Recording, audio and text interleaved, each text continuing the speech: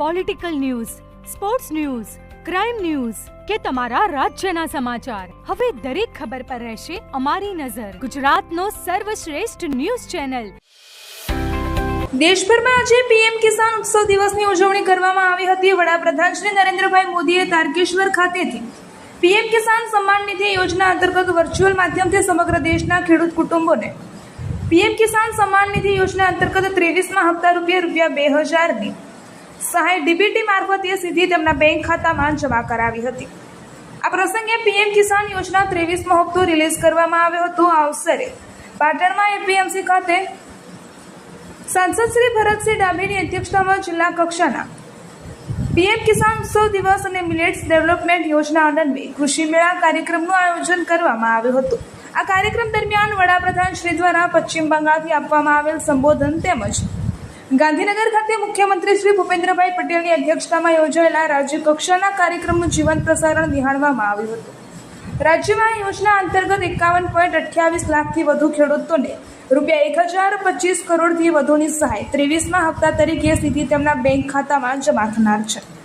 PM Kisan Samman Nidhi યોજના અંતર્ગત પાટણ જિલ્લાના 1,86,596 ખેડૂતોને રૂપિયા 2000 લેખે કુલ રૂપિયા 37.32 કરોડ સહાય ડીબીટી મારફતે તેમના બેંક ખાતામાં જમા કરાવવામાં આવી હતી. આ કાર્યક્રમ દરમિયાન પાટણ જિલ્લા સાંસદ શ્રી ભરતસિંહ ડાભીએ પોતાના ઉદ્બોધનમાં જણાવ્યું હતું કે પાટણ જિલ્લામાં ખેડૂતોના સર્વાંગી વિકાસ અને કૃષિ ક્ષેત્રને વધુ સશક્ત બનાવવા માટે સુજલામ સુફલામ જેવી યોજનાઓ અમલમાં મૂકવામાં આવી હતી. વડાપ્રધાન શ્રી નરેન્દ્રભાઈ મોદીના દૂરંદેશી નેતૃત્વ હેઠળ કૃષિ ક્ષેત્રમાં અનેક ઐતિહાસિક નિર્ણયો લેવાયા છે, જેના પરિણામે હરિયાળી ક્રાંતિને નવી દિશા મળી છે. આ કાર્યક્રમમાં જિલ્લા વિકાસ અધિકારી Shri CL Patel, APMC chairman, ખેતીવાડી અધિકારી શ્રી જિગ્નેશ પટેલ સહિત સંગઠનના વિવિધ અધિકારીશ્રીઓ, પદાધિકારીશ્રીઓ અને મોટી સંખ્યામાં ખેડૂત ભાઈ બહેનો ઉપસ્થિત રહ્યા હતા. રિપોર્ટર કમલેશ પટેલ, પાટણ. ભારત ખેતી પ્રધાન દેશ અને મોદી સાહેબે આખા ભારતના ખેડૂતોની ચિંતા કરી. જ્યારે મોદી સાહેબ મુખ્યમંત્રી બન્યા તો એમને સૌ પ્રથમ ખેડૂતો માટે 6,000 કરોડની યોજના, સુજલામ સુફલામ યોજના બનાવી અને ઉત્તર ગુજરાતના ખેડૂતોની જમીન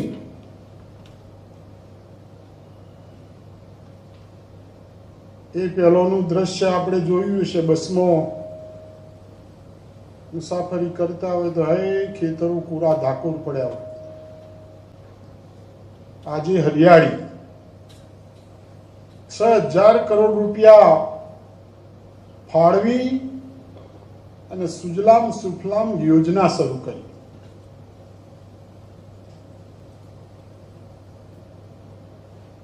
એકલી યોજના નહીં,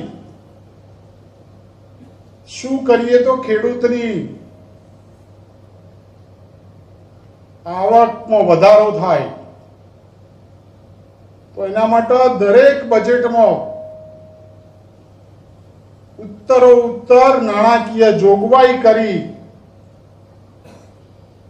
અને ખેડૂત પોતાની ખેતી સમૃદ્ધ રીતે બનાવે એના માટે પણ આયોજન કર્યું. કૃષિ રથ, કન્યા કેળવણી દ્વારા રાજ્યના ખેડૂતો માટે એમને યોજના બનાવી. આપણા નરેન્દ્રભાઈએ 2,000 ખેડૂતના ખાતામાં